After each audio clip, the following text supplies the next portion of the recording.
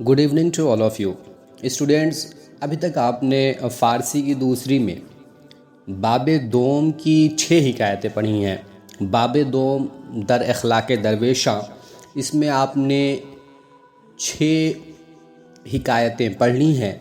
आज हम शुरू करने जा रहे हैं 7वीं हिकायत।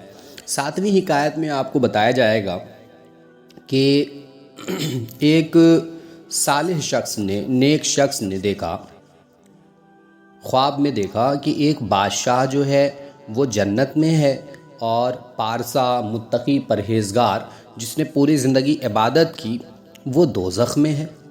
अब उसने इसकी वजह पूछी कि भाई ऐसा क्या हो गया कि इसका दर्जा इतना ज़्यादा बुलंद है और जिसका दर्जा बुलंद होना चाहिए उसका पस्त दर्जा है। तो फिर उसके बाद गैब से निदा आई और जब इसका सबब सुना तो फिर उसने गौर किया और समझा कि इंसान जब दुनिया में रहता है तो कभी कभी वो अपनी इबादत पर गुरूर करने लगता है या रिया के तौर पर इबादत करता है, दिखावे के तौर पर इबादत करता है, या इबादत तो करता है लेकिन दूसरों की चापलूसी में ही लगा रहता है।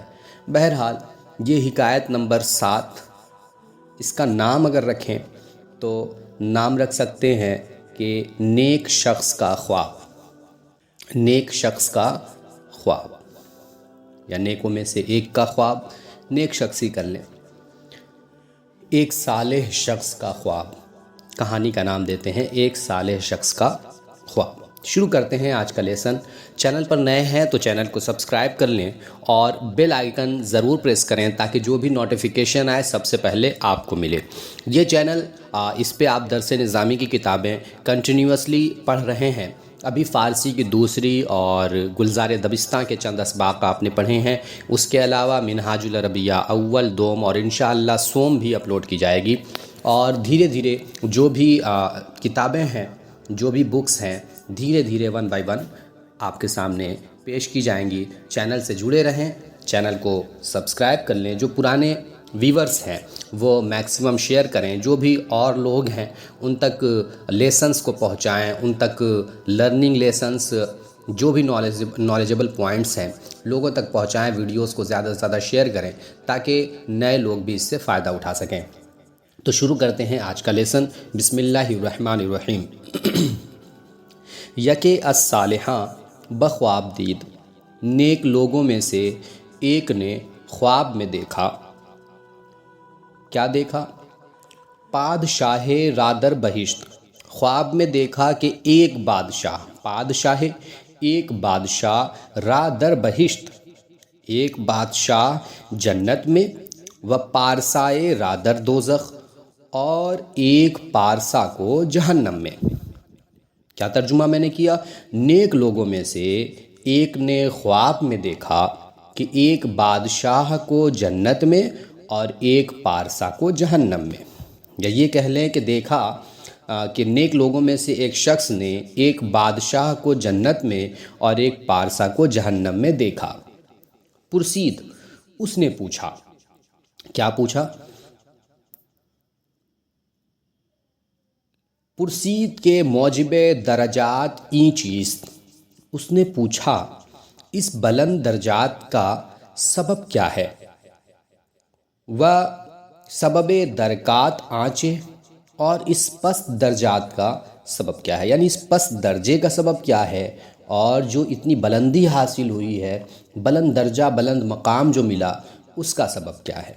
कि मन बखिलाफ़ ई हम पिंदाश्तम, क्योंकि मैं इन तमाम के ख़िलाफ़ गुमान कर रहा था। मैं ये गुमान कर रहा था कि बादशाह को दोज़ख मिलेगी और जो मुत्तकी और परहेज़गार है, जिसको मैंने ज़ाहिरन दुनिया में हमेशा इबादत करते हुए देखा है, तो मैं तो उसके बारे में यही ख़याल कर रहा था कि उसको तो जन्नत मिलेगी और बादशाह जो जुल्म व ज़्यादती करता है, बादशाह जो इबादत नहीं करता है, वो जहन्नम में होगा। लेकिन ख्वाब में ये बिल्कुल अपोज़िट नज़र आ रहा है।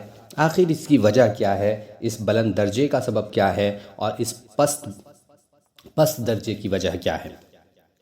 क्योंकि मैं इन तमाम के ख़िलाफ़ गुमान कर रहा था। निदा आमद, निदा आई कि ई बादशाह ब इरादत दरवेशां दर बहिश्तस्त, و این پارسا بتقرب پادشاہاں در دوزخ۔ ندا آئی کہ یہ بادشاہ، یہ بادشاہ بارادت درویشاں در بہشت است، فقیروں کی عقیدت کی وجہ سے، بارادت درویشاں در بہشت، فقیروں کی عقیدت کی وجہ سے جنت میں ہے۔ و این پارسا بتقرب پادشاہاں، اور یہ پارسا یعنی متقی پرہیزگار، یہ پارسا بادشاہوں کی قربت کی وجہ سے بتقرب پادشاہاں در دوزخ، جہنم میں ہے۔ یعنی اس نے عبادت تو کیا لیکن پوری زندگی بادشاہ کی چاپلوسی میں لگا رہا، خالق کائنات کی عبادت کر رہا تھا، تو عبادت کے بعد اس کو محفوظ کرنا تھا، لیکن وہ بادشاہ کی قربت کی وجہ سے جہنم میں چلا گیا۔ اور بادشاہ جو عبادت سے دور تھا لیکن وہ درویشوں کا خیال رکھتا تھا، کبھی دل نہیں دکھاتا تھا، اور درویشوں کی جو بھی حاجت ہوتی تھی اسے پوری کرتا تھا۔ اسی سبب پارسا کی عقیدت کی وجہ سے، پارسا درویشوں کی عقیدت کی وجہ سے جنت میں چلا گیا، اور یہ پارسا بادشاہوں کی صحبت کی وجہ سے دوزخ میں چلا گیا۔ سوچنے والی بات ہے۔ پھر ایک قطع کہتے ہیں، دلقت بچے کار آیت و تسبیح و مرقے، خود را از عمل ہائے نکوہیدہ بری دار۔ تیری گدڑی اور تسبیح اور پیوند لگی گٹھری، پیوند لگی، مرقے کہتے ہیں فقیروں کی گدڑی، پیوند لگی گدڑی، ٹھیک ہے، جس میں پیوند لگی ہو، مطلب جس طریقے سے کپڑے پھٹ جاتے ہیں تو اس کو سلا جاتا ہے تو اس کو پیوند کہتے ہیں، ٹھیک ہے۔ کہتے ہیں تیری گدڑی اور تسبیح اور پیوند لگی گدڑی کس کام میں آئے گی؟ تسبیح و مرقے، یہ کہہ لیجئے کہ تیری تسبیح اور پیوند لگی گدڑی کس کام میں آئے گی؟ یعنی تو اپنے لباس سے تو ایسا ظاہر کرتا ہے کہ تو درویش ہے، اور درویش بن کے رہتا ہے، لوگوں کے درمیان ظاہر کرتا ہے کہ تجھ سے زیادہ پرہیزگار کوئی ہے ہی نہیں، تو وہ تیرے کام آنے والی نہیں ہے۔ خود را از عملہائے نکوہیدہ بریدار، تو اپنے کو برے کاموں سے بچائے رکھ۔ یعنی تیرا یہ جو لباس ہے، تیری تسبیح ہے، اور تیرا لباس تجھے نہیں بچائے گا، تیرے جو نیک عمل ہوں گے وہ تجھے جنت تک لے جائیں گے، تو برے کام سے خود کو روکے رکھ۔ حاجت بکلاہ برکی داشتن نیس، درویش صفت باش و کلاہ تتری دار۔ کہتے ہیں کہ برے کاموں سے خود کو بچائے رکھ، برکی ٹوپی رکھنے کی ضرورت نہیں ہے، فقیر کی طرح رہ اور تاتاری ٹوپی رکھ۔ یعنی تو اپنے لباس پر دھیان مت دے، اپنے عمل پر دھیان دے، کیونکہ تیرے عمل ہی ہیں، تیرے اعمال ہی تجھے جنت تک لے جائیں گے۔ بادشاہ کا عمل اچھا تھا کہ وہ درویشوں کے ساتھ عقیدت رکھتا تھا، محبت رکھتا تھا، ان کے سامنے الفت و محبت سے پیش آتا تھا، ان کی حاجت کو پوری کرتا تھا۔ یہ ادا اللہ کو پسند آئی اور اسے جنت عطا کر دیا۔ اور درویش جو کہ پارسا تھا، متقی تھا، پرہیزگار تھا، اس کے باوجود وہ جہنم میں چلا گیا، کیونکہ ایک طرف عبادت کرتا، دوسری طرف بادشاہوں کی صحبت میں رہتا اور ہمیشہ سر جھکائے ہوتا، اور ان کی دلجوئی کے لیے یا یہ کہہ لیں کہ ان کی قربت، بادشاہوں کی قربت اور صحبت، چاپلوسی کرنے کی وجہ سے جو ہے اس نے جنت کے بجائے جہنم حاصل کیا۔ تو یہاں کہنا صرف یہ چاہتے ہیں، اس حکایت سے ہمیں یہ سیکھ ملتی ہے کہ ہمیں ہمیشہ اپنے عمل پر دھیان دینا چاہیے، نہ کہ اپنے لباس پر۔